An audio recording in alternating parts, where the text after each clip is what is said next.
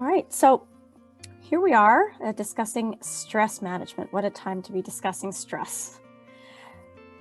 Well, here's the thing about stress. Like anything that we find overwhelming, we humans have this incredible ability that many other mammals do not. No other mammal has, in fact.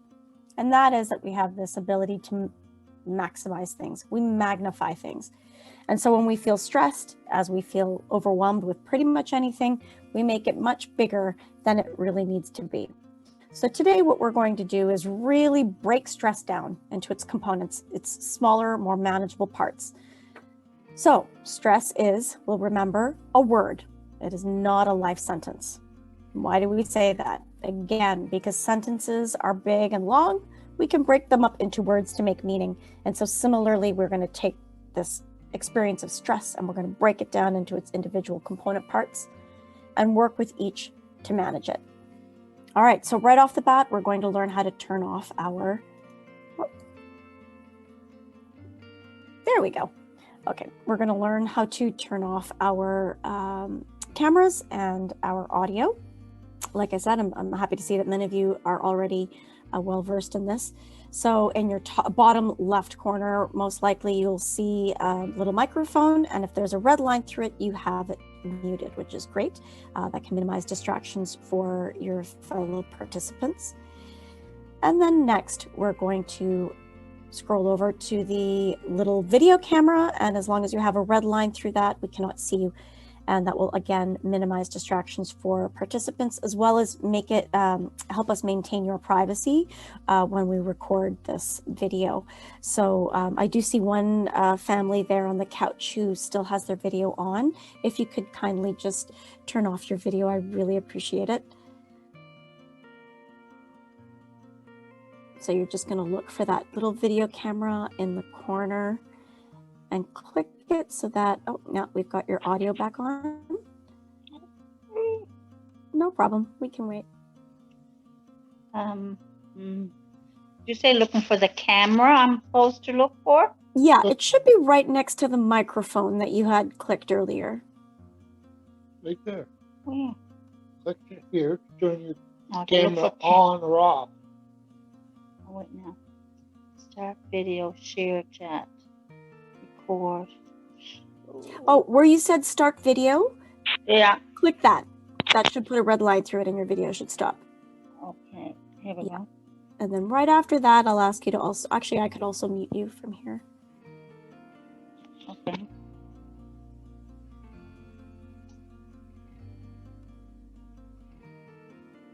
Well, just make sure everybody else is off.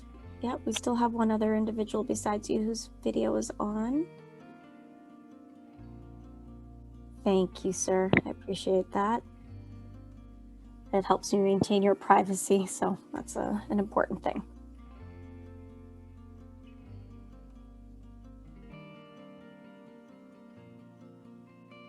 Still having trouble? Let me see if I can find a way to do it from my end.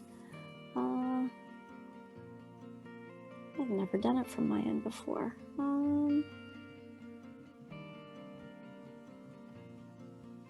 Like I see on mute and then start video, invite. Yeah.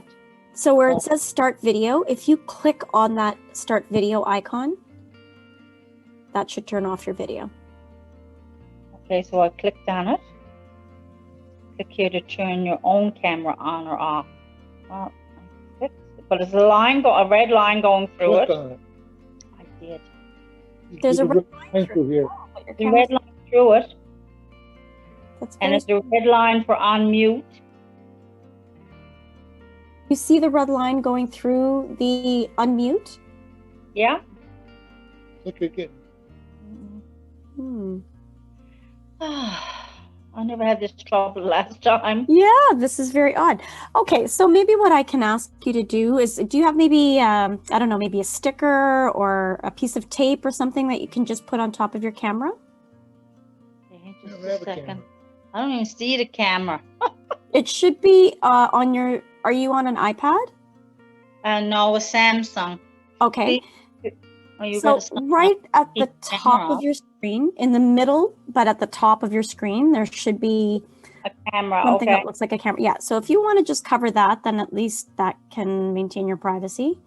That do it? Piece of tape or paper or something like that would be fine. I have my thumb on it. Oh, that's going to be hard to do for an hour and a half.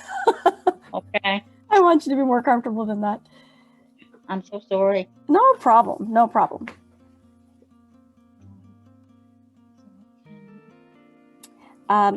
So I'm also going to just put you on mute so that we can continue on with the rest of the lecture. And if you have any issues, you can just message me in the chat window, which I will show you in just a second how to do that as well. Okay. Okay? All right. Oops. There we go. Okay. As I was saying, if you all scroll along the bar that you have where you muted yourself and you turned off your video, you'll see invite, you'll see participants, and then you'll see it looks like a speech bubble with 3 dots in it. That's the chat feature. If you click on the chat feature, you'll be able to type any questions that you might have for me. We are running a tad behind our usual schedule, so I'm going to ask that we please type your questions as they come into the chat feature, but I will take up the questions at the end of the full lecture.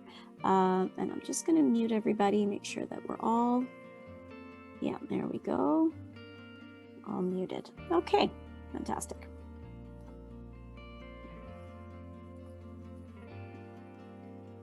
So what are we up to today? What are our goals? Like anything that you want to tackle in a day, the best thing to do is first identify your goals. So what are we planning on doing? We certainly want to learn to understand certain things about stress. And then we also want some techniques that we can employ starting today.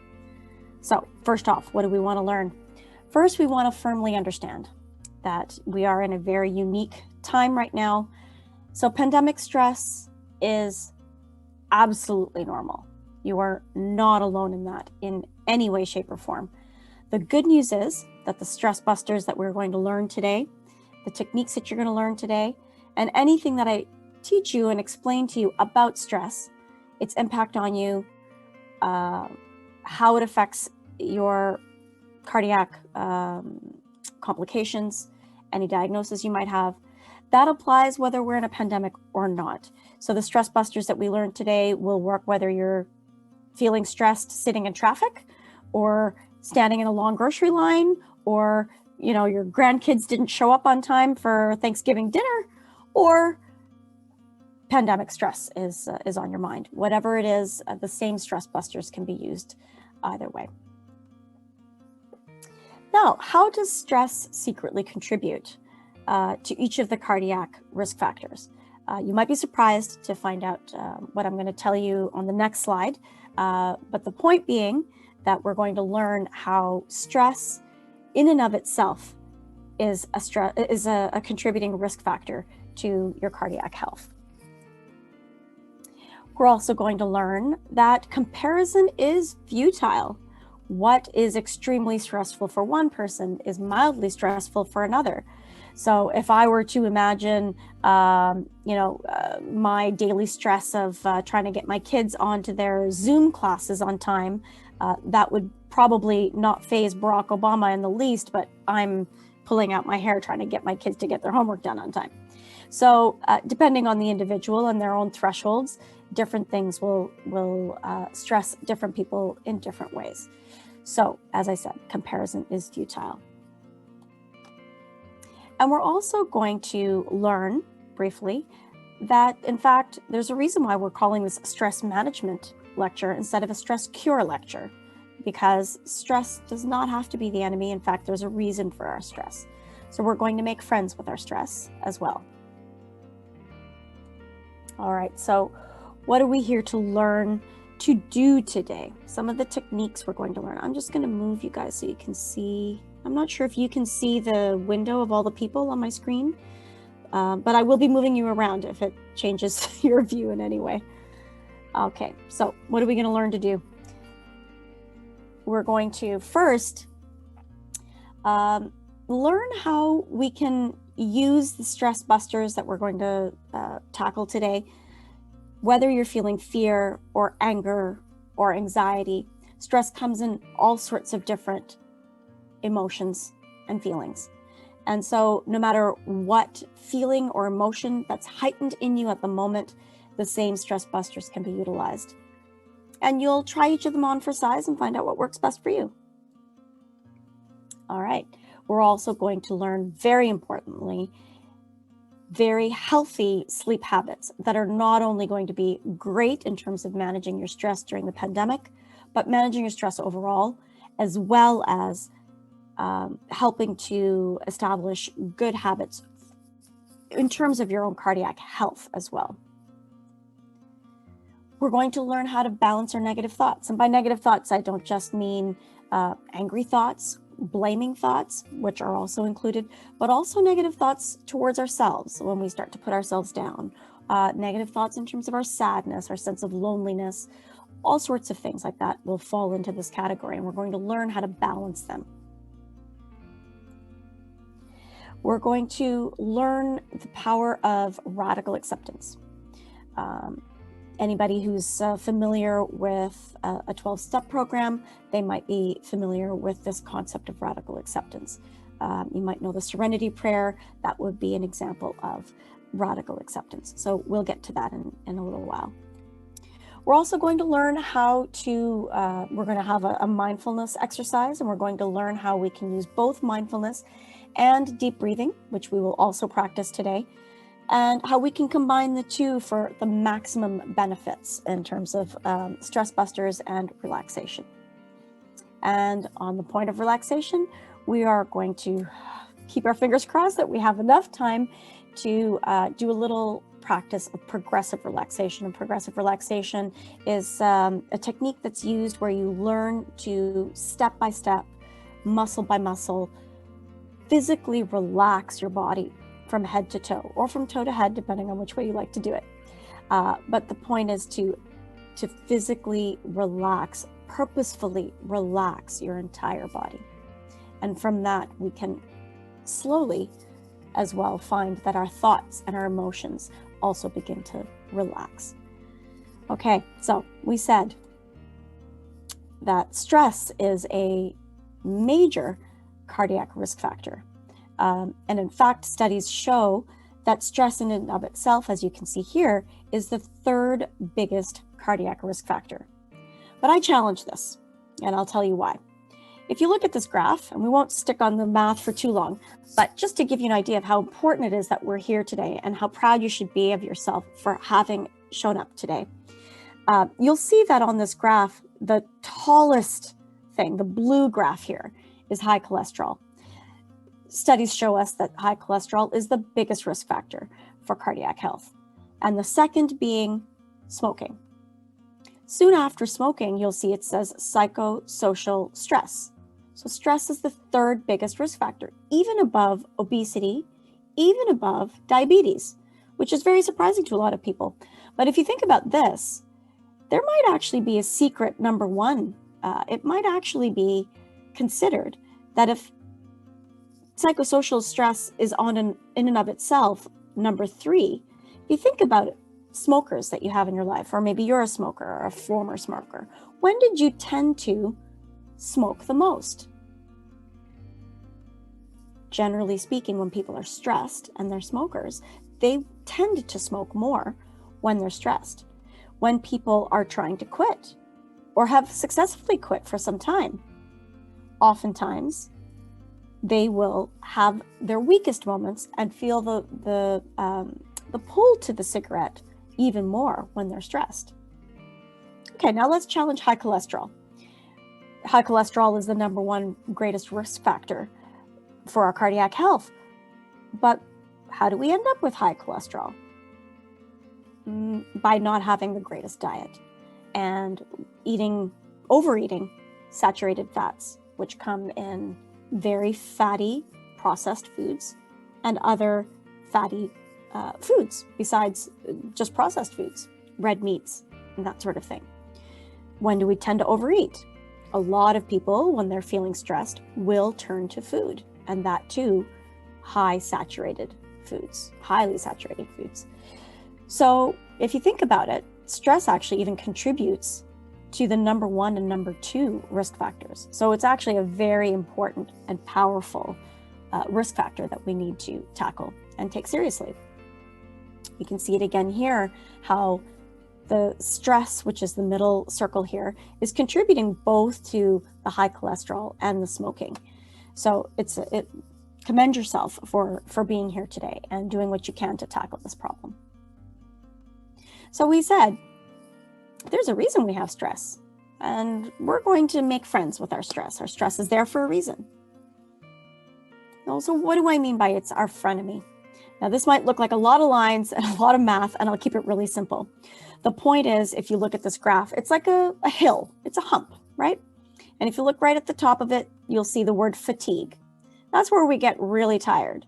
But before we get tired, there's still, if you go to the left, down the hill, you'll see that actually at the very corner there, when the graph begins, that's actually basically the amount of stress that we need to even open our eyes. And then eventually, if you go up the hill a little, well, now there's enough stress to get me up in the morning and out of bed and brush my teeth and make a meal and get the tasks done that I need to get done and tackle my to-do list and show up at my appointments and my work and picking people up and all sorts of things, all the tasks that you need to do, maybe for work or what have you. All those things require a certain amount of stress. So stress can be, if managed well and not let out of control, can be and is a very important thing. We need a certain amount of stress, it's called optimal stress, to get done what we need to get done in a day. So the trick today is to learn how to not let it get out of control and going down the hill on the other end, where it starts to, as you can see, affect our performance. We start to feel exhausted. Eventually, it ends up having takes a toll on our health, and we end up in ill health, and there's a breakdown. So we're not going to let that happen. We're going to use the stress busters that we learned today to keep our stress further to the left of that curve and try and keep it as much as possible within that green comfort zone. Stay within optimal stress, just enough to get done what we need to get done in a day, not so much that it starts to break us down. Okay, so right off the top, we're going to discuss, let's see if I can put you at the bottom. There we go. We're going to right off the top discuss sleep disturbances. So let's understand our sleep just a little bit. We won't get into it too much, but there are basically two reasons, two drives for our sleep. There's the biological drive, and then there's a circadian drive. The circadian drive relates to the sun and the moon cycles, and the biological drive is related to our body. How exhausted are we from our day? So for the best, most optimal restorative sleep, where our body heals and our mind makes sense of what we've learned in the day, for all of that to happen, we need our biological body drive and the circadian drive to work in sync. Well, if you think about it, that's not something that necessarily comes naturally. And in fact, we're trained sleepers. And how do we know that?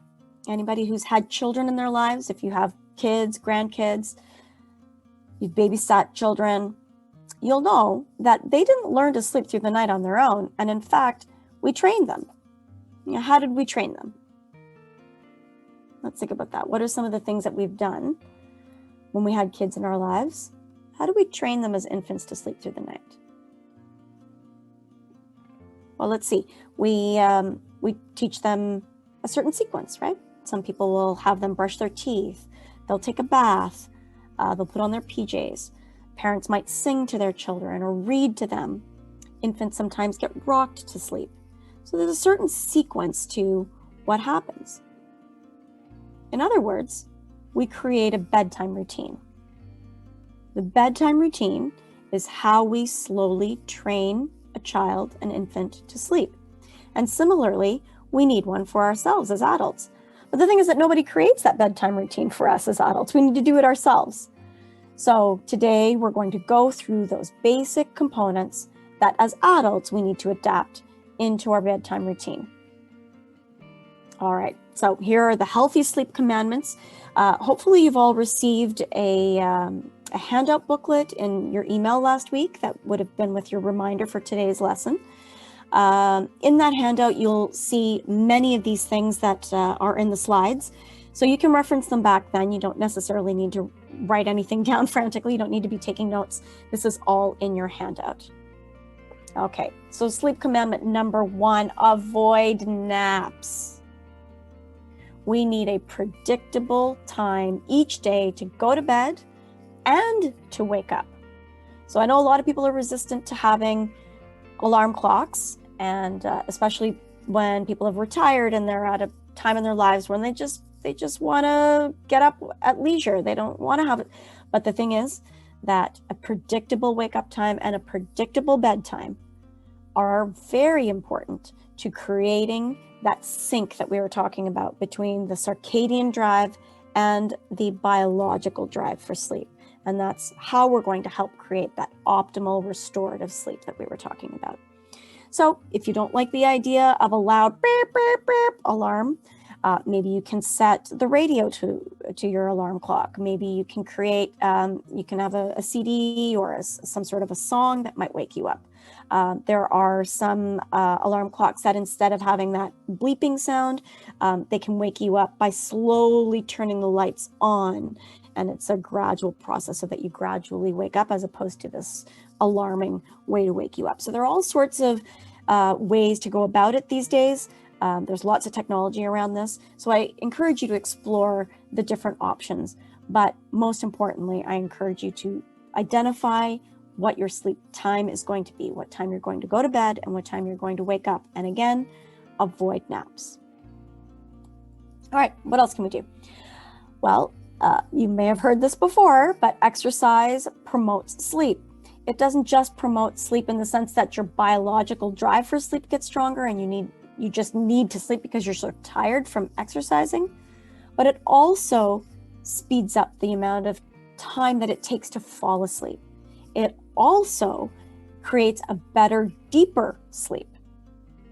So quality of sleep gets better, the speed at which you fall asleep gets better, and the length of time that you sleep gets better when you exercise. So the one thing I would caution you is that if you are going to be including exercise into your routine, then best to do so 4 to 5 hours before you go to bed. So your body has had some time to relax and the endorphins and the adrenaline that's pumping through your body isn't still affecting you at bedtime. All right, what else? Well, we're going to have to avoid alcohol, nicotine, and caffeine. The caffeine seems pretty straightforward to most people. They understand that. But caffeine also includes decaf. So now I'm not talking about herbal teas that naturally don't have caffeine. That's not a problem. But decaffeinated products, whether it's a decaffeinated cola or it's decaffeinated coffee or decaffeinated teas, even chocolates, all of those kinds of things can affect your sleep. So 4 to 5 hours before bed, no more caffeine, no more nicotine. A lot of people, smokers, will understand that they can often feel that sensation of their heart beating faster or racing. That kind of thing gives you an indication of why we want to keep off of nicotine 4 to 5 hours before bed. But ultimately, we want you to quit nicotine altogether. Now, alcohol is where people get tripped up. A lot of people don't say, what's wrong with some alcohol? It makes me sleepy. In fact, isn't alcohol a depressant? Doesn't that actually slow us down and make us more tired? Well, the problem with alcohol isn't just that about whether or not it helps you fall asleep.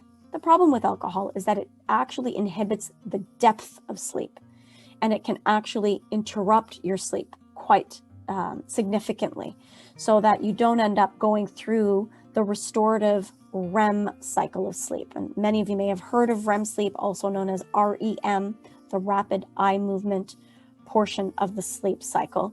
And that's the most restorative time in your sleep cycle. It's not only the time when your mind is dreaming, and the reason we dream is to consolidate and make sense of the information that we've gathered during the day, but also it's the time when our bodies are getting restored.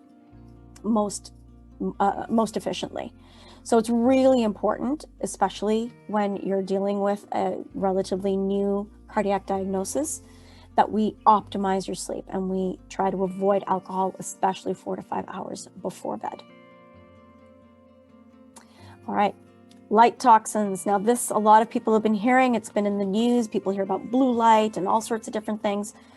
Well, the verdict is still out on what we believe about blue light. There's a lot of controversy in the science around that, but we do know that light in general does disrupt our sleep, and that we have sneaky little sources of light in our bedroom that we don't even necessarily notice. So if you look around your room, and this is going to be in your homework at the very end of this lecture, we're going to go through a list of things that's going to be your homework for tonight. And one of those items is going to be going around your bedroom, and you're going to look for those sneaky little sources of light. Things like your cell phone, when it's being charged, there might be a little light that turns on when it's being charged, or all sorts of different chargeable items, like, for example, my camera, a battery pack. When I plug in my battery pack for my camera into the wall, a little green light shows up. So I want you to walk around your room tonight and look for those sneaky little light sources. Other things that might have little lights could be like a VCR or a DVD player, PVRs, some even remote controls will have a little incandescent light on it to help you find it in the dark.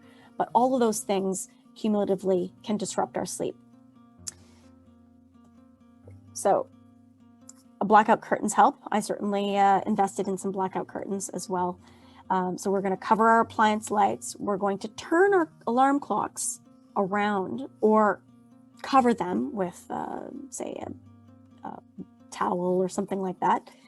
Anything to mitigate the sleep, the light. So how are you going to cover those lights that I was talking about? I often, when we do these lectures in person, I give these little sheets to people with like, they're kind of like labeling blots. Some people use them for bingo as well. These are really useful stickers that you can put on top of your appliance lights. I have happy stickers for my kids, so even something like that is useful and a nice little reminder to smile. So anything you can do to cover those lights would be great. Now, before you go to sleep, you got to put your thoughts to sleep, or else I'll keep you awake. So what are some ways that we can put our thoughts to sleep? It helps to have a little journal, whether that journal is used to write down your thoughts and your feelings, or even just recount the day. That helps put the day to rest. It's helpful to, if you're the kind of person that's a go-getter, or you have a long list of things to do, or you tend to have the kind of mind that's already prepping for the next day, then it's useful to have a pad of paper next to your bed and make your to-do list before you go to bed. If you live with a partner that you share a bed with or share a room with, then it's useful and quite heart healthy, both emotionally as well as physically, to check in with your partner before you check out for the night. What do I mean by check in with your partner? Maybe you talk about your day. Maybe you hash out something that you guys were discussing earlier in the day but didn't quite get to the end of it. Maybe you discuss your to-do list for the next day. Whatever it might be, check in with your partner before you check out for the night. Now, if you still tend to have some difficulty falling asleep, then my recommendation is not to just sit there lying there for, half an hour, 2 hours go by, and you're still looking at the clock and wondering why is sleep not coming. Don't lie there for more than 20 minutes. If sleep hasn't come to you within 20 minutes, then consider getting up and engaging in some sort of relaxing exercise. It might be stretching or yoga poses. It might be deep breathing exercises, which we'll practice a little bit later. Some of the techniques that we do later on today, you might be able to employ during that time. Another thing that you can do actually is do something really, really boring. And by boring, I mean, for example, I'll sometimes actually go to my fridge manual and I'll read my manual to my fridge. Something extraordinarily boring that actually doesn't have any pertinence to my life very quickly gets me drowsy and I can go to bed fairly quickly. So do something either very boring, which is very good at inducing sleep, or you can engage in one of the relaxation exercises that we will practice later today. We were talking about the importance of having a bedtime ritual. So in your bedtime ritual, first off, you want to be starting your bedtime ritual anytime between 30 to 60 minutes before bed. How will you determine how much time you need? You're going to determine it based on the kinds of things that you're going to include in your bedtime routine. So if things like writing your to-do list is in your bedtime routine, then you're going to have to accommodate for how long it takes you to do that. If you are the kind of person who likes to take a warm bath before bed, that's fantastic. You can include that in your bedtime routine. I would recommend doing that at least 60 minutes before so that your body temperature can acclimatize and you can relax well into your sleep by the time bedtime rolls around. But why do we want this? We want this because just like the infant gets a signal for sleep, that sleep is coming, similarly, when we engage in our bedtime routine, our rituals, our subconscious mind gets the signal that sleep is coming and it starts to wind down. Our subconscious mind, as you might know, is that part of our mind that's kind of on alert most of the time. It's what kind of keeps us safe. It creates our safety nets. And so if it's signaled that sleep is coming, then it too can let down its guard a little and allow sleep to come. This bedtime routine is going to include your self-care rituals like brushing your teeth and that sort of thing. I'll encourage you to engage in these relaxation activities that we're talking about in a little bit, about 20 minutes before bed. Like I said, it's going to create a sense of security for your subconscious mind. And it can include things like I said, the deep breathing, progressive relaxation, yoga. It can include reading. It can include listening to music. There are all sorts of ideas. So do you remember this guy from the very top? I'm just going to give you a second to just take a look at this and really soak in what this image means to you. What's going on here?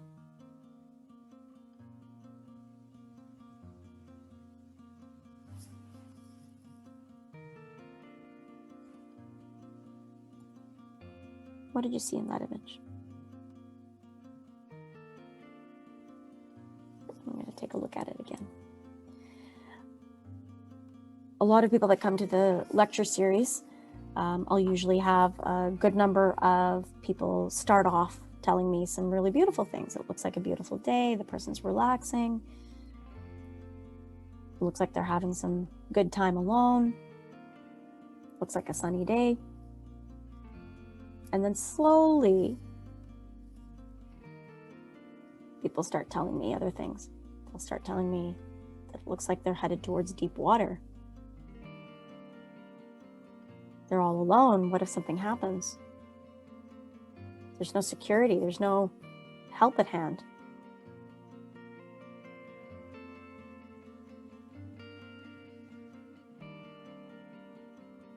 What does that tell you? Well, any way you look at it, when you challenge your perspective, you challenge reality, your reality, because your reality is the only one that really matters for you when you're dealing with your stress. So we're going to challenge it. Whatever it is that you saw there, ultimately, don't believe everything you think. As it turns out, he's not alone. This person was in good company. The shore was right at hand. It's a beautiful sunny day full of friends. So ultimately, we didn't have the full picture. So what I'm going to ask you to remember from this is that our mind can play tricks on us, and we fill in the blanks when we don't have all the information. It's inevitable. That's what makes us an intelligent species. But we do have a very active imagination. And so what we want to learn today is how to use our imagination to benefit us instead of to work against us. We want our imagination to work for us, not against us. And so sometimes when when we're in a stressful situation, we'll fill in the blanks with information really, really, really quickly. And without us even noticing, we'll start making assumptions. And so that doesn't always work for us. That sometimes works against us, especially when we're dealing with stress. So what we're going to learn today is NARE. Never assume it's real. You might remember from the 80s, 70s, and 80s, I remember my mom used to use this debilitatory cream. She'd put it on to dissolve the hair on her legs. It was called NARE.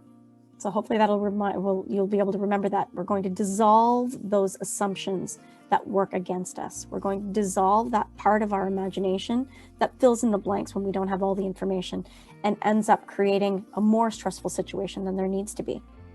And we're going to dissolve those thoughts using NARE. We're going to remind ourselves, never assume it's real.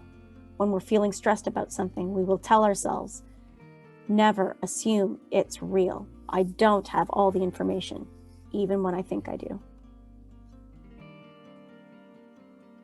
Okay, actually, we're running a little short on time, so we're going to skip this. This is a little bit more on NARE, but I would really like to get to teaching you how we can balance our thoughts when we're having a negative thought, when we're feeling intense feelings, whether they are stressful feelings in terms of anger or fear or sadness or aloneness.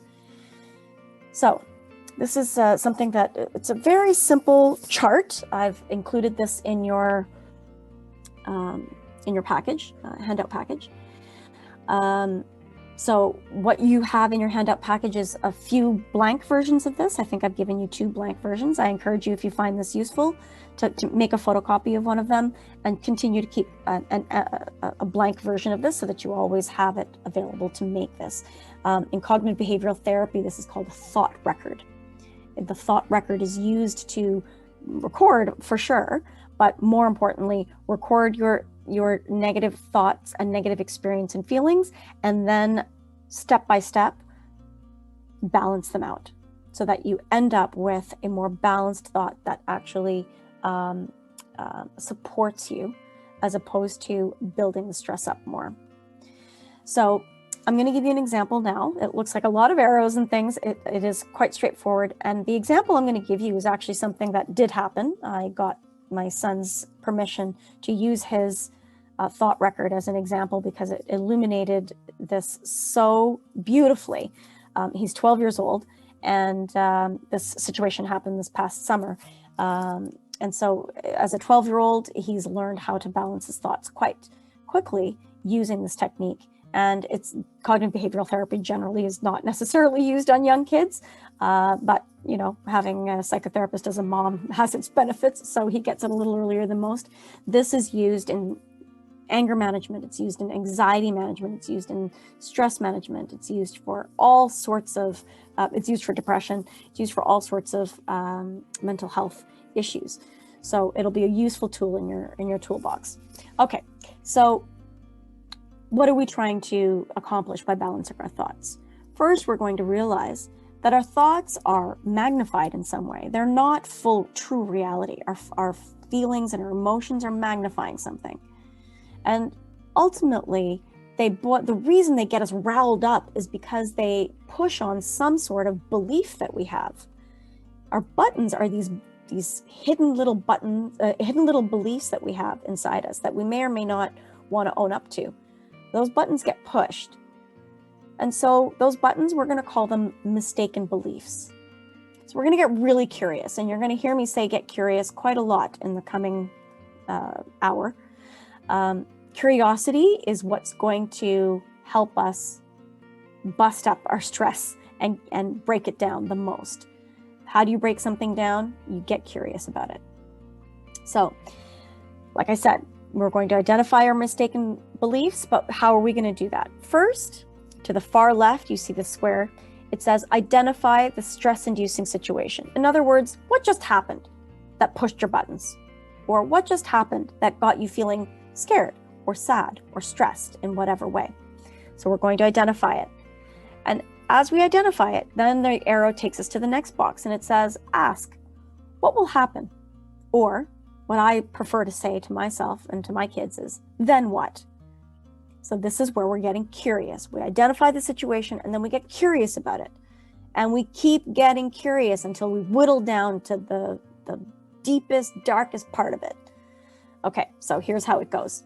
The situation was that my kids and I, our family, we went kayaking down the Humber River this past summer. It was a beautiful, beautiful, hot, sunny day. We checked the forecast.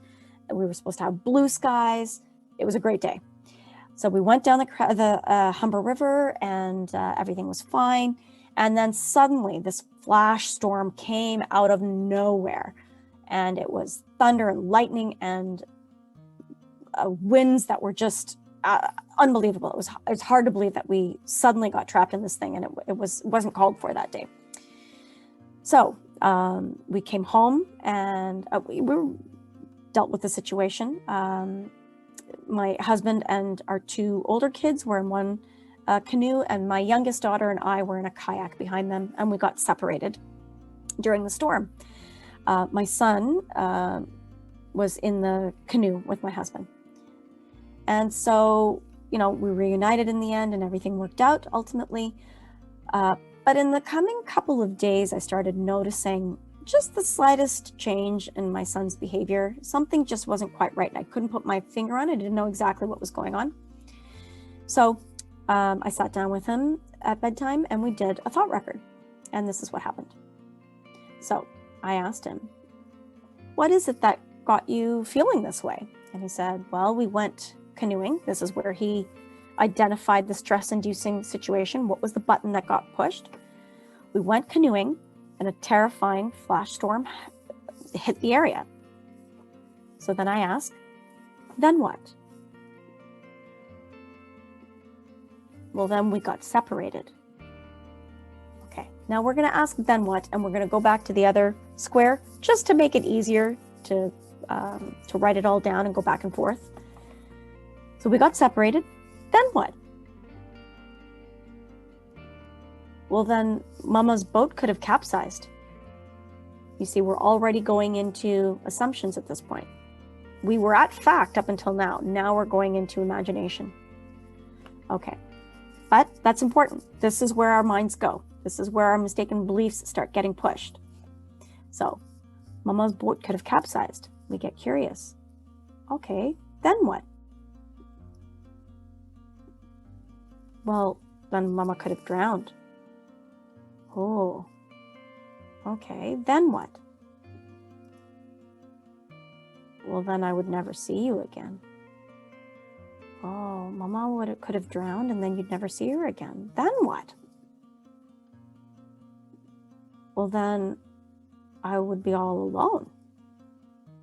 Oh, you'd be all alone. Okay, then what? Get curious. We're going to get curious. Well, then I wouldn't know what to do.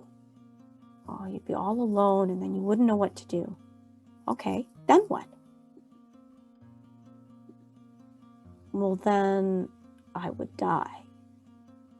Whoa. Okay. So we got pretty dark there. We got down to the absolute bottom of the barrel there. Okay, so we went from the situation where a flash storm happened while we're canoeing, and now he thinks he's going to die alone. From that, we're going to go to the next square. What are the hidden beliefs that he has? Well, he said, I'd be all alone. Okay, what does that say about your life if you're going to be all alone? Well, then I would live a lonely life. Okay, so then that's one of the mistaken beliefs. I'm going to live a lonely life. Oops. What else did he identify? He identified, I wouldn't know what to do. Well, why do you think he wouldn't know what to do? And he came up with, because I'm incapable. I don't know what to do in a lot of situations. Well, okay, that's pretty heavy. All right, what else did he identify? He identified, I would die. And so he put them three things together and he came up with the mistaken belief that because he's incapable, because he doesn't know what to do in situations, he's going to die alone. He put all three of those beliefs together into one mistaken belief. Because I'm incapable, I will die alone. So he's got quite a lot to work with here.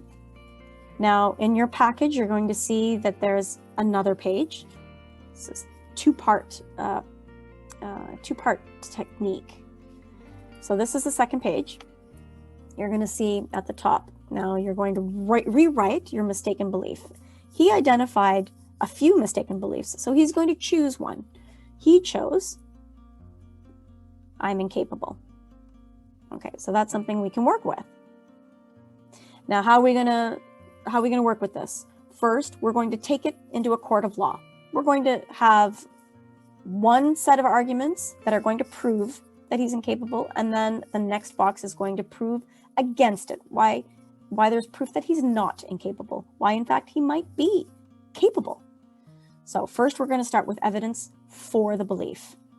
So I asked him, why do you think you're incapable? So he came up with this list, and he said,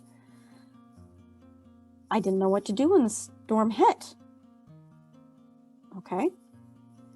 What else? Well, I got mostly B's on my report card. Okay, so, all right. What else? So you notice I'm not now debating whether it's true or not.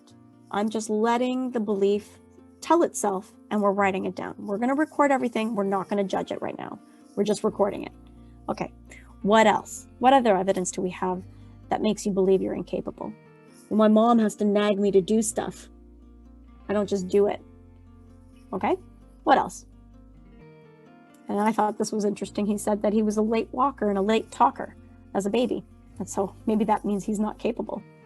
So it's interesting how far back people can go when they start looking for evidence and where these thoughts and feelings might even stem, how far back they can stem. Okay, so that was the inventory of things he came up with for believing that he's incapable. Now we're going to take it to task, and we're going to find evidence to prove that that's not true. How he's not incapable, but in fact is capable. So this is what he came up with. He said, my dad knew what to do, and I'm a lot like him. So that's kind of it's not exactly evidence, but to him, it proved that if I'm a lot like my dad and I'm growing up to be like him, then I'll probably know what to do by the time I'm his age too. So there was hope in it. Okay, what else? He said he got the highest mark in math that term. And so he's got some capability there. At the time they were doing virtual learning. This was at the end of June. And so they had just finished virtual learning for the first time. And he said, for virtual learning, B's aren't that bad. I was like, yeah, I agree. Okay, what else? He's building a PC. He built himself a computer from scratch. So, that must mean you're capable in some ways. He said his friends come to him for advice. So they must think that he's capable. He says, my mom trusts me. And that's true. I might have to nag you to do stuff, but I trust that you'll do it. And then he said his piano teacher, his karate teacher, and he came up with a few more, are impressed with how focused he can be. So he must be capable because they trust him too.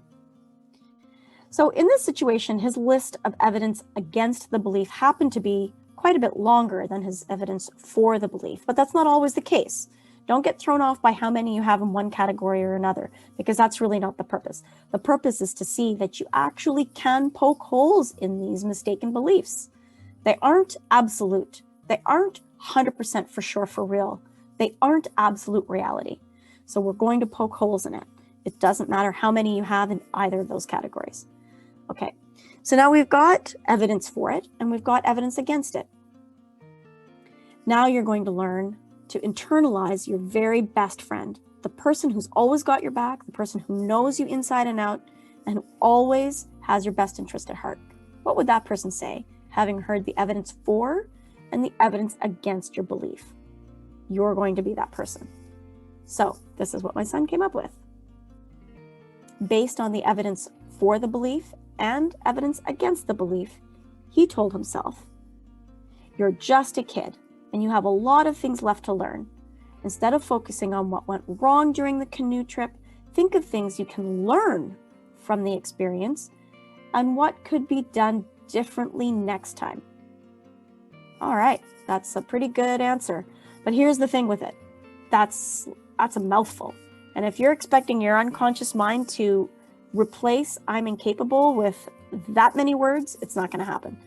So now your next and final task in the process is to whittle down that big, long speech that your best friend just gave you, your internal best friend gave you, and you're going to make a one-liner balanced thought that's going to undo the mistaken belief of I am incapable. And so this is how he whittled it down. He said, I have a lot to learn, but I know I can because I've done it before. He knows he can learn from this situation because he's learned from other situations in the past. So that's how he balanced out the thought, I am incapable. Okay, so I encourage you to practice this next time you're feeling overwhelmed by any feeling. And it doesn't have to be even an overwhelming feeling. Even if you just feel a marginal amount of anger about something, give this a try. You might be surprised. Over time, you'll start to see that the same set of mistaken beliefs come up again and again. Over time, you'll start to see that. At the beginning, when I was doing my training, and for a couple of years after that, when I was going through cognitive behavioral therapy as a patient as well, I did hundreds of thought records like this. And in fact, I have an entire binder full of thought records of my having written these out. So I encourage you to do these as much as you need. Okay, so we just tried out something called cognitive behavioral therapy, and now we're going to try something called dialectical behavioral therapy. This is something that I had mentioned right off the top. Anybody who's familiar with the 12-step program, they would be familiar with this kind of therapy, dialectical behavioral therapy. The main premise or philosophy around dialectical behavioral therapy, also known as DBT, is the concept of radical acceptance. That no matter what, I'm simply going to accept the situation as it is without judgment. And one of the mantras that DBT has is that pain is inevitable. We can't get away from that. Pain is inevitable in life, but suffering is not. And by learning radical acceptance, we can alleviate the suffering that comes from the pain. Okay, so suffering is a subjective experience. Now, how do we go about radical acceptance? Let's understand it a little bit. Radical acceptance is unconditionally embracing the reality of the situation, unconditionally accepting what is right now, the positives and the negatives. It requires us to let go of judgment, of any fantasies, of wishes and desires that I wish things were different in the past, or I wish things could be different right now. Letting go of judgment, letting go of the fantasy that we have some control over the situation. And the key is to accepting what is and knowing that you'll survive it. So maybe somebody didn't show up for tea.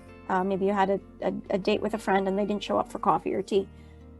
Well, you might be angry about it, but then you accept it for what it is and know that you'll survive this anger. You'll survive this moment and accept it to move on. How do we go about accepting it? Well, one of the great ways that DBT teaches us to do that is to arm ourselves with mantras or acceptance statements, or otherwise known as coping statements. A lot of people do this anyway. And in fact, many spiritual practices encourage this quite a lot as well. So some of these, I'm going to give you a list of some of the common ones. And some of them might seem familiar to you. You might have heard them in a sermon or read them in a text, or just heard them somewhere in the ethos. We hear these things. So here are some of them. Okay. I can't change what has already happened. That can be a way to help us remember to accept what is without judgment. Accept what is in front of us. I can't change what has already happened. It's no use fighting the past. Remember, a lot of these will be familiar to you, and if something resonates with you, that might be the one you stick with. You might have a roster of them. There might be a bunch of them that work for you, and you use them as needed, alternating. This situation is a result of countless other moments or events that are out of my control. So that one's really useful in a situation where we tend to assign blame. Like, I was late for this appointment because Sarah didn't empty the garbage, and so I had to take the garbage to the curb, and that slowed me down, and then I ended up in traffic. And so there's this whole sequence, and we end up assigning blame. But the truth is that there's all sorts of things that were a part of the sequence of events that are way out of your control or Sarah's control or anybody's control. And so assigning blame actually doesn't really help us. It actually keeps us locked in anger and judgment. So instead, recognizing that there's all sorts, countless things that actually contributed to this situation. And I can't possibly figure out what they all are. And frankly, they're all out of my control anyway. This situation or feeling won't last forever. So this was a little bit of what my son was talking about when he said, you know, I know that I've been able to solve problems in the past, so I know I can do it again.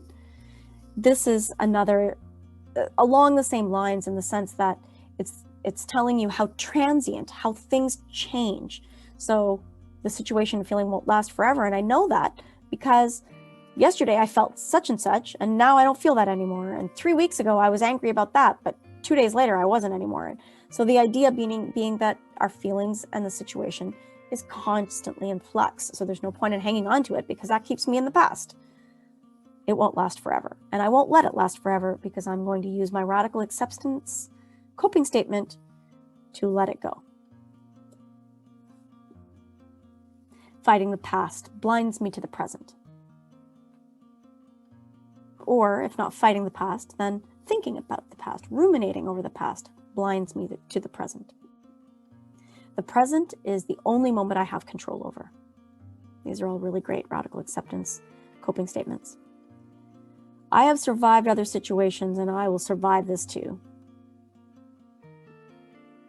This is a favorite these days. People say it quite a lot. It is what it is.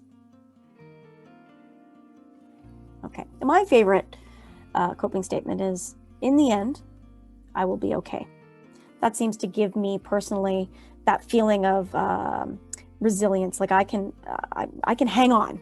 I can hang on. Whatever it is that's getting me right now, whatever feels overwhelming, just hang on because in the end, I'll be okay. And I know that because in the end, I've always been okay. In the end, it's always been something I can handle. Okay, so all of these are in your booklet, and you will also have this little rectangle at the bottom where you can fill in your own favorite. There's spaces for you to try out writing a few that you might come across, whether it's in your readings or you can even create one of your own. All right, I'm just going to check on the time. All right, we're doing well on time now. So you might have heard about mindfulness. It's all the rage these days, but it's a very ancient practice, and it's very, very useful. So now we've tried on one relatively new technique, the cognitive behavioral therapy technique of balancing thoughts using the thought record. We've now tried dialectical behavioral therapy, which is a newer take on an older practice of having a radical acceptance or a coping statement. And now we're going even further into the past, into very ancient practices of mindfulness. It's ancient and it's been renewed. What does it mean? Well, mindfulness is, and here's the definition, it's a mental state that's achieved by focusing your awareness in the present moment. Again, we're back into that idea of not judging the moment. So it's focusing your awareness in the present moment. And often this is best accomplished by using your senses to access this focus on the present moment.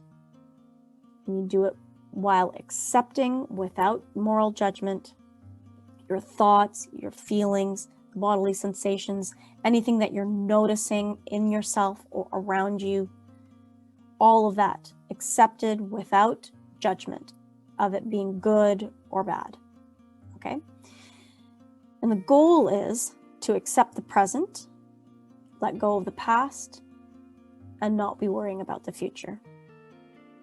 So just to recap, mindfulness is focusing our awareness in the present moment, best done by using our senses to focus on this moment that you have currently without judging the thoughts, feelings, and sensations that you're experiencing in that moment. So we're going to have a little practice session right now. Wherever you're sitting, there's going to be some item. It doesn't matter what the item is, any random item that you have around you. Maybe you've got a pillow or a cushion. Maybe you've got some change lying around. Maybe you have a remote control, anything. I've got a little, some of you might have a junk drawer and you can just open it up and pull something out. Maybe you have a napkin or a spoon or something. I have this little basket it's a catch-all basket, just a bunch of junk things. And so I'm just going to grab something randomly from that. I've got some Velcro in here. It's very odd, random things. There's change, there's a golf ball, there's lip balm, there's a hair clip, all sorts of stuff. I think I'm going to, there's a piece of foil, actually. I'm going to take the foil paper. Oh, maybe not. Actually, that's going to make a lot of noise. Okay, I'm going to take a toonie. Any random item that you have, I'm going to ask you to take that in your hand. Okay, I'm going to do this with you. I'm going to ask you to close your eyes. So you've got your random item in your hand. Work along with me. So you've got your item in your hand. You're going to close your eyes.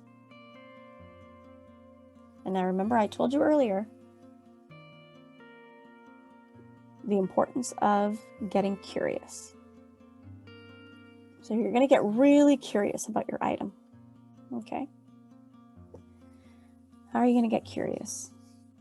You're going to really feel your item. Feel it in your hands. Feel its texture.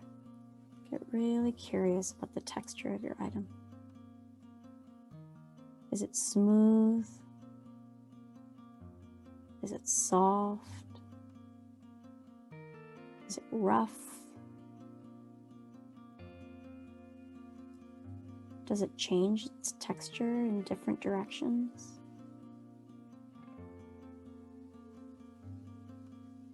Get really curious. What's the temperature of your item like? Is it warm? Is it cool to the touch? Does it change its temperature as you manipulate it in your hands? Does it take on your body heat? Or does it cool your hand?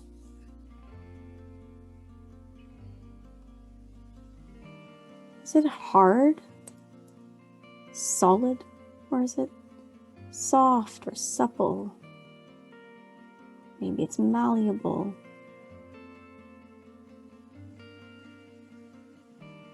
Get really curious about it. I wonder what it smells like.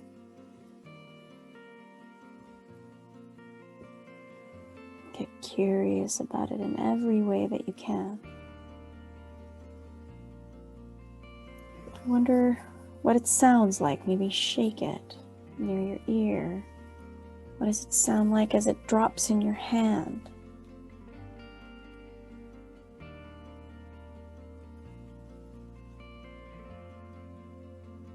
What might it feel like up against your cheek?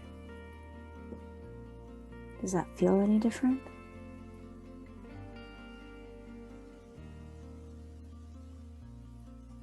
Can it flip and turn? Does it roll when you drop it on the table? Does it fall flat? Is it slippery? Getting really curious about your object.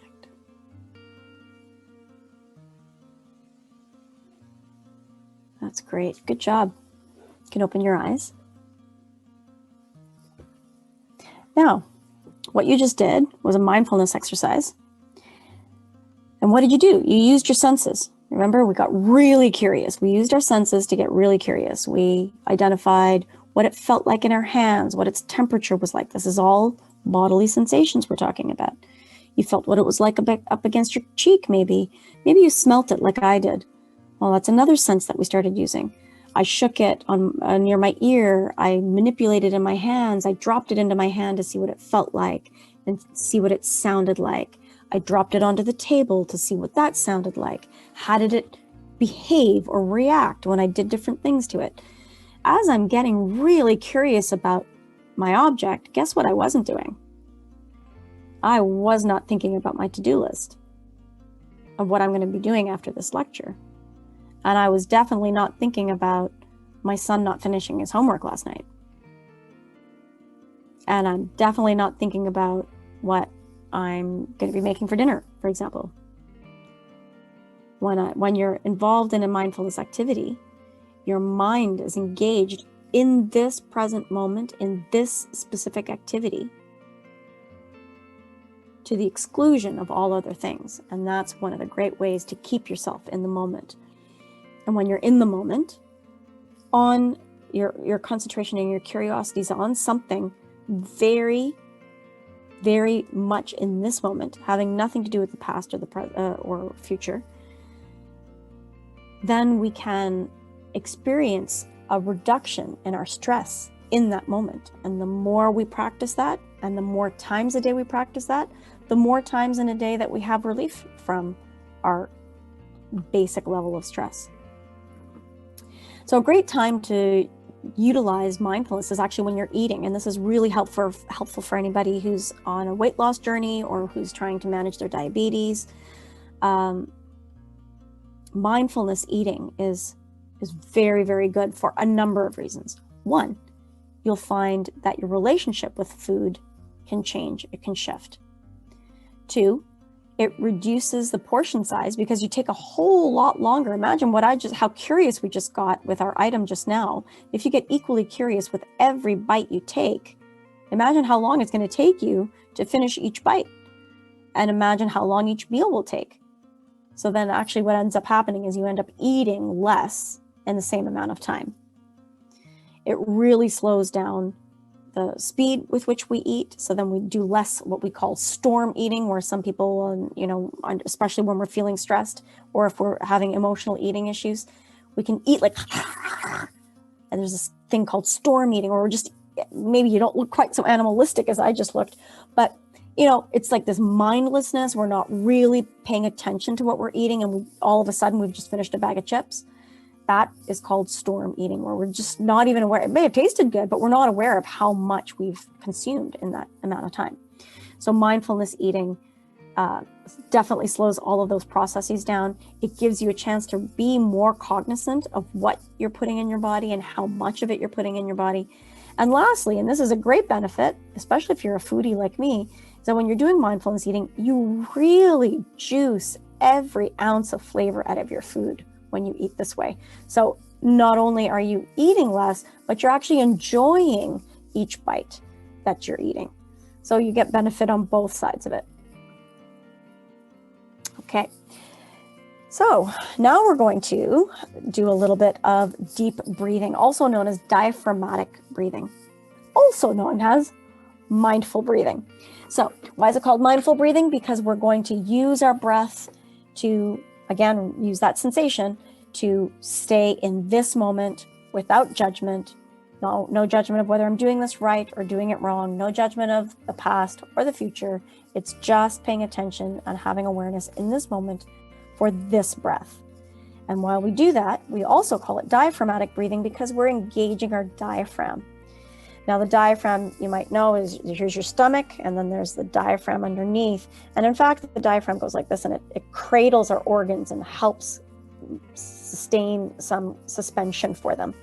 So we've got our lungs here as well. They're also suspended. I'm sorry, I only have two hands, so I can't show you both lungs and the stomach, but they're all suspended under this kind of curtain diaphragm. Okay, and it's in your abdomen. I'm going to try and show you here. Maybe you can see. All right, so let's say my diaphragm is right about here, my lungs, so it's all cradled in here, okay?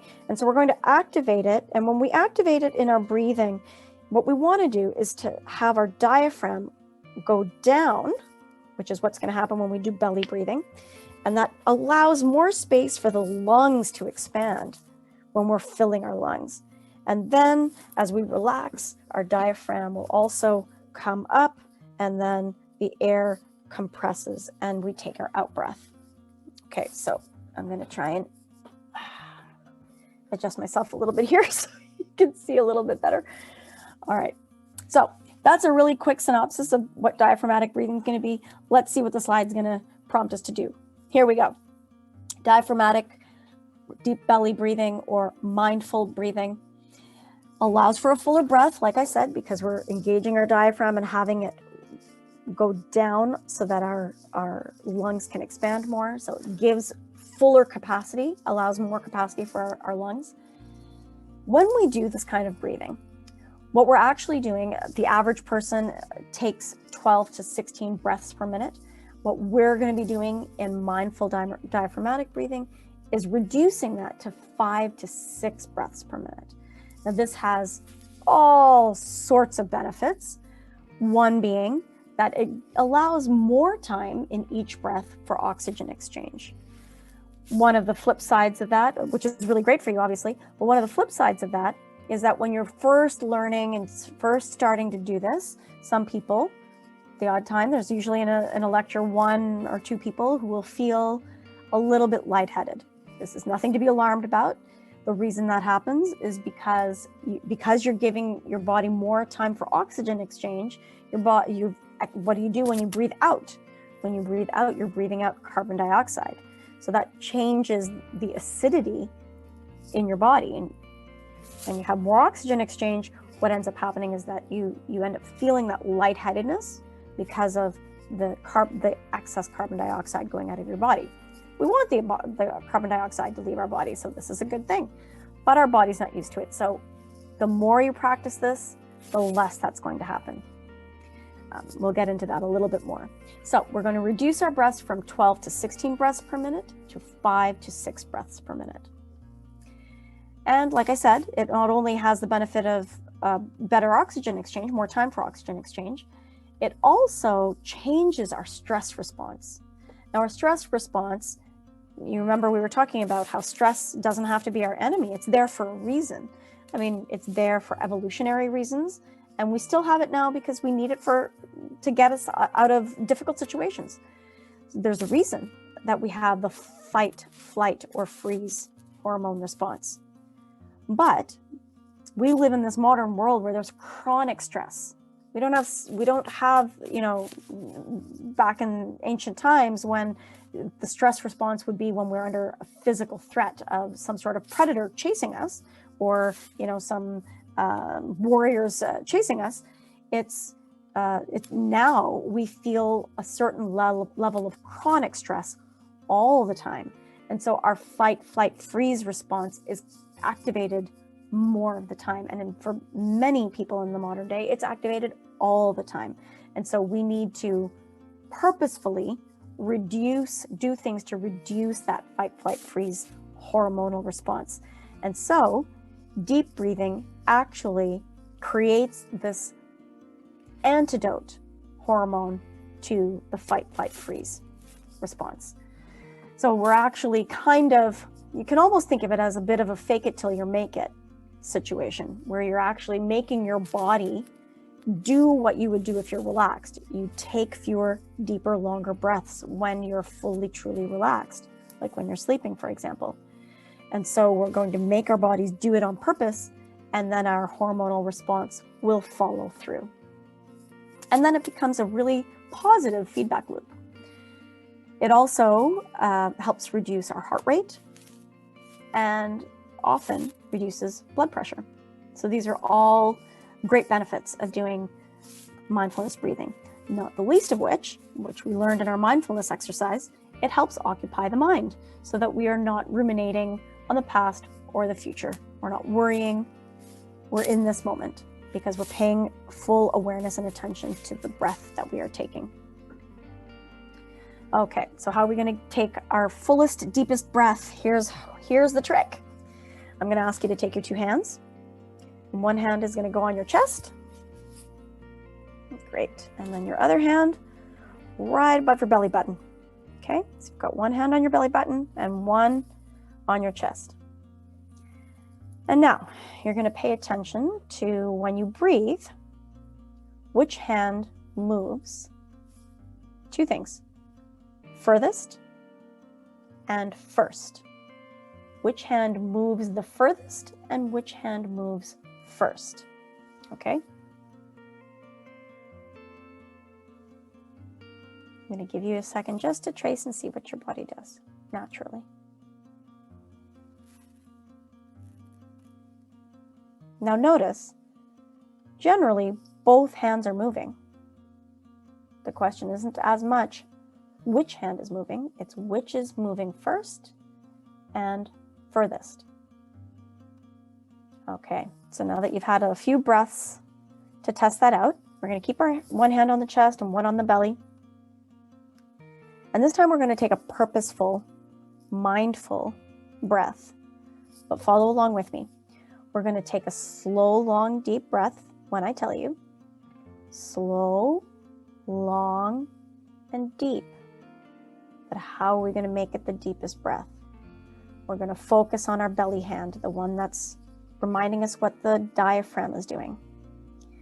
And what we're going to do is purposefully, we're going to tell our body, command it, to have our belly hand move first and furthest. Now, if that means that you're actually forcing your abdominal muscles to push your belly out, that's okay. You can do that. That'll still trick our body to do what we need it to do. Now, don't forget, just because we're getting the belly out and we're breathing more from the belly, doesn't mean that our chest isn't also expanding. It's also expanding. It's just not as far, and it is not first. Belly's first and belly's furthest. Okay, so we're going to take a slow, long, deep breath. And as we breathe in through the nose or mouth, actually, if that's more comfortable for you. But importantly, as you breathe out, I want you to breathe out through your mouth with pursed lips. Like this. As if you're blowing out a candle. You're going to pretend that you've got a birthday candle, but it's not close to you. It's a little farther away. And you don't want to breathe so hard that the icing on your birthday cake goes flying. So you're gonna breathe slow, long, and hard out as well with pursed lips, like you're blowing out a candle, until your lungs are completely empty. So we're going to breathe in. Oh, sorry. There we go.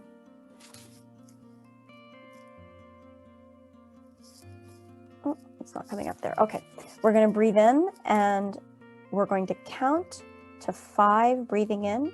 We're going to hold it at the top for a count of 6, and we're going to breathe out to the count of 7. Okay, slow, long, deep breath at the count of 3. 1, 2, 3, in.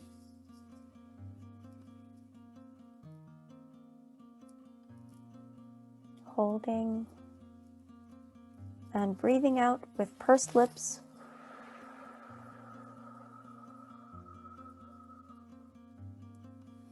Excellent. Okay, remember abdominal. We're going to do it again. We're going to do it 3 more times. Abdominal hand is going to be furthest and first. Breathing in to the count of 5, holding at the top, count of 6, and breathing out to the count of 7 with pursed lips. Breathing in. Holding to the 6, and breathing out to the count of 7.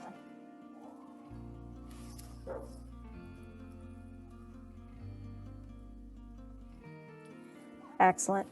Another breathing in, diaphragm hand, abdominal hand first and furthest. Breathing in. Holding. And breathing out.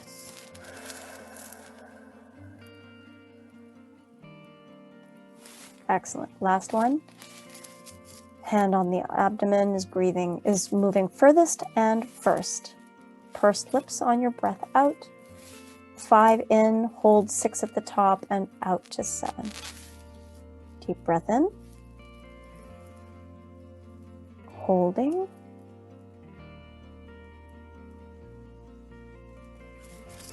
And breathing out.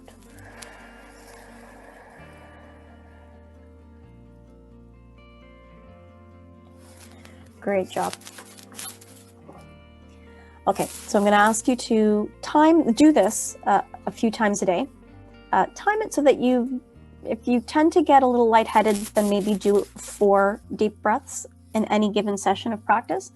But if you can do it 3 to 5 minutes at a time, that's great. It's great to do it just before meals for 2 reasons. One, you don't want to be doing it after a meal when you have a full belly and you're already feeling a little bit uncomfortable. But also, if you time it around your meals, but doing it before your meals, it's a great reminder. The meals are the reminder to do it 2 to 3 times a day.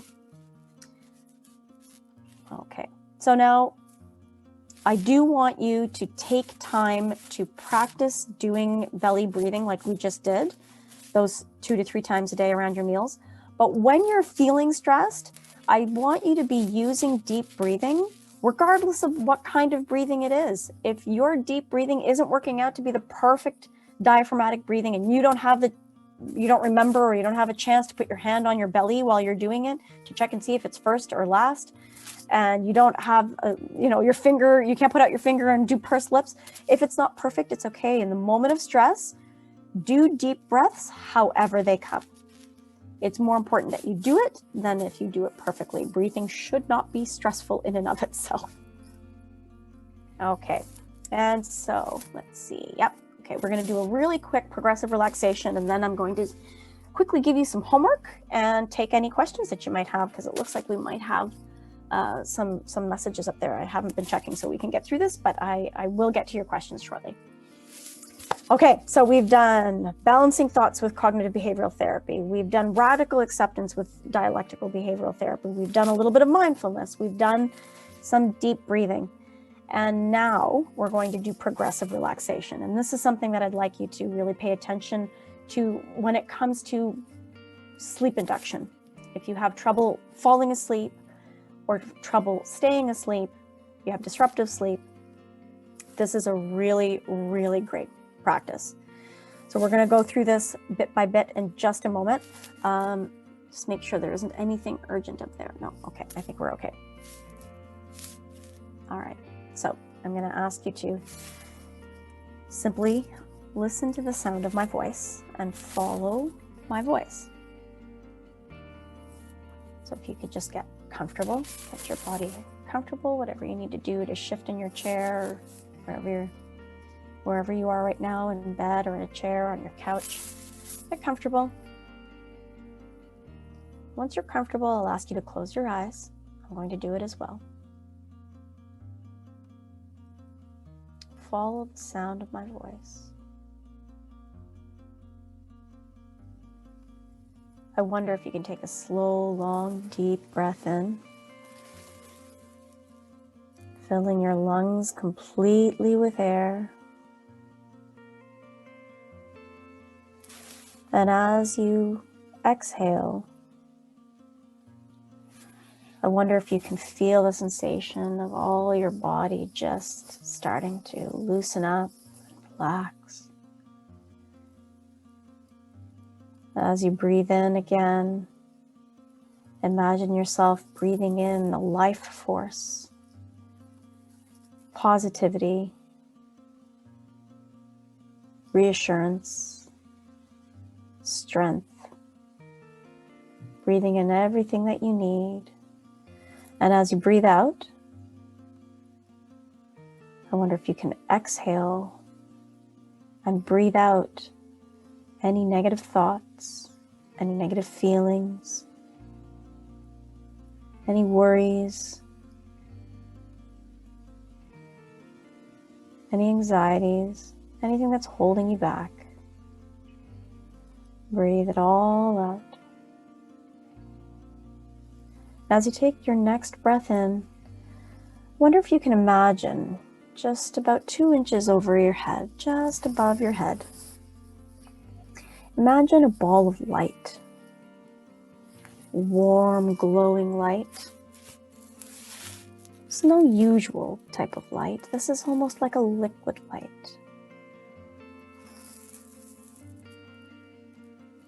And as you feel it, it's warm, hovering just above your head.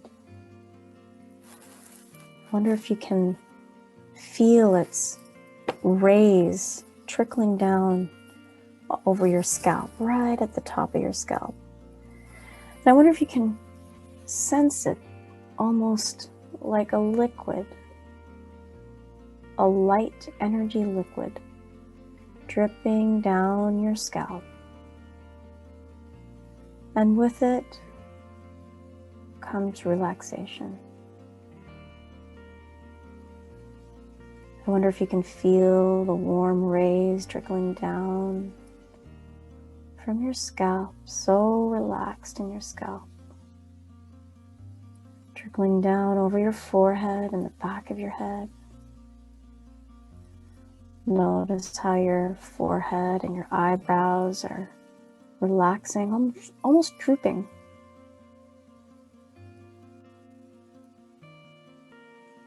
Feeling it continue down over your eyelids. Notice how relaxed your eyelids are as they're closed gently.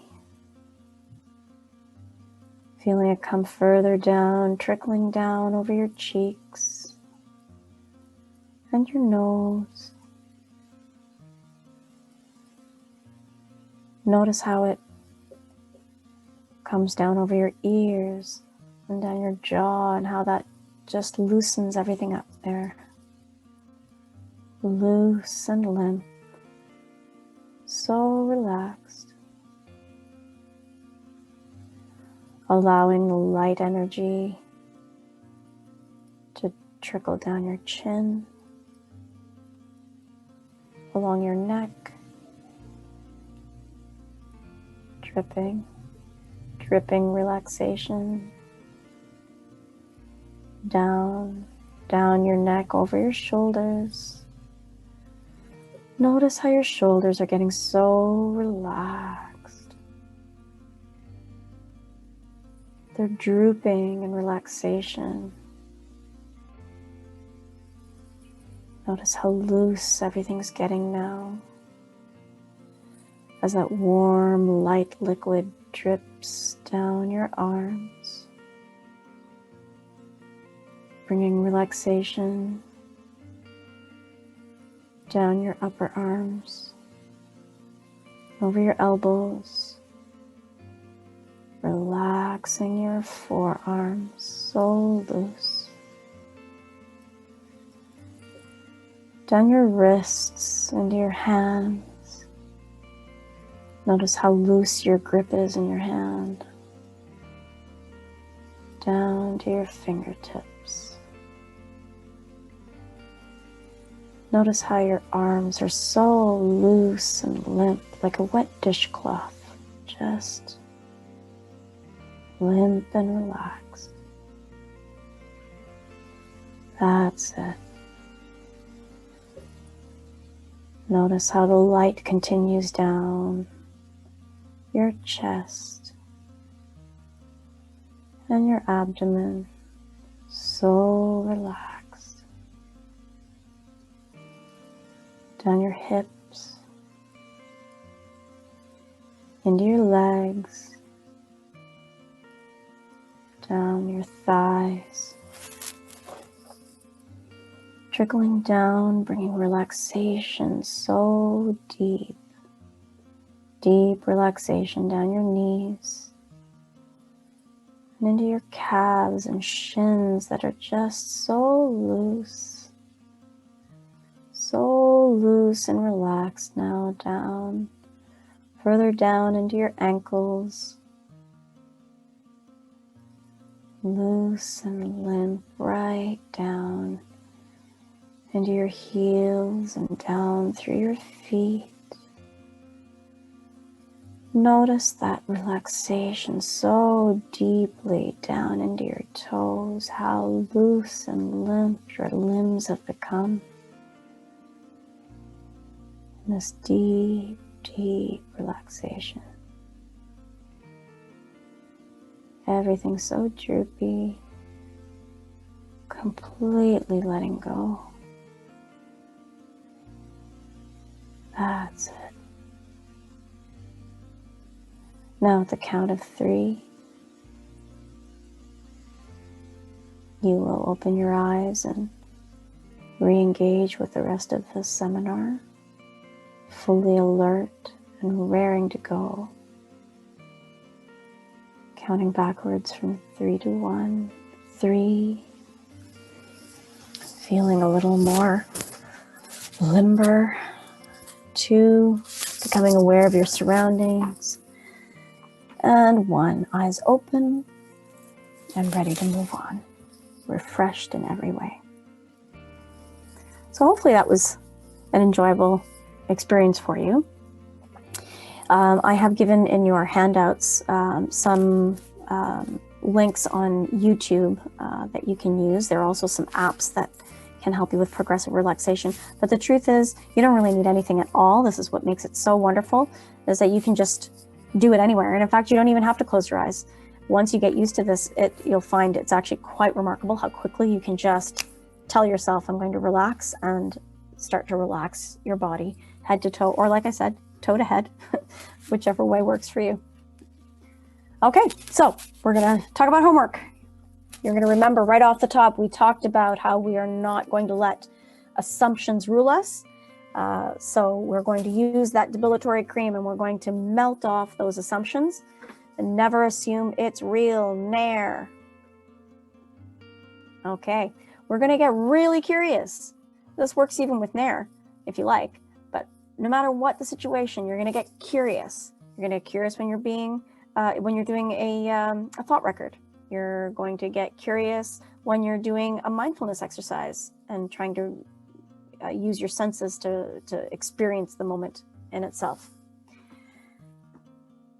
So as you're getting curious in your thought record, when you're testing your mistaken belief, you're going to keep asking yourself, then what? Then what? That's how you're going to inquire with curiosity and get down to that mistaken belief, and then properly challenge it. And how are you going to challenge it and then create a new thought that's going to replace your old mistaken belief? You're going to become your own best friend, and you're going to ask your best friend how to balance that thought. Okay? You're going to go through that list of radical acceptance coping statements that's in your handout booklet. You're going to come up with whether one of those is your favorite, or you can think of some that you've heard in the past or in your readings, or if you write one of your own, whatever helps you accept this moment, any situation, unconditionally, without judgment, without judging as good or bad. I would like you to practice saying them out loud to yourself, and then you'll be able to take them out on the road. I'd also like you to encourage you to practice some of the mindfulness and the deep breathing exercises that we've done today.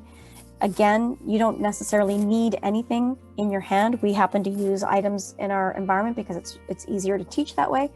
But you could just stand in a space on your own and just get curious about the smells in the air, or the temperature of the air, or the direction of the current of the air in the room. All these kinds of things help you stay in the moment without judgment and bring you to a mindfulness exercise. We're going to also practice the deep breathing 2 to 3 times a day, 3 to 5 minutes. If you do tend to get lightheaded, like I said before, then just practice 4 of those deep breaths 2 to 3 times a day, and then slowly build your way up to a few minutes at a time. Okay, we're going to practice, starting tonight, good sleep habits. You're going to find some way to hide those pesky lights that I was telling you about that are around your room that are disrupting your sleep. And you're going to come up with a bedtime ritual or bedtime routine if you don't already have one. And you're going to start it at least 20 minutes before you go to bed, preferably 30 to 60 minutes before you go to bed. And before you fall asleep, or at any time that you feel stressed or overwhelmed, then engage in that progressive relaxation that we did together, relaxing each muscle group step by step from head to toe or toe to head, And again, you don't need a recording, but I have given you some examples of things that you can use in your handout.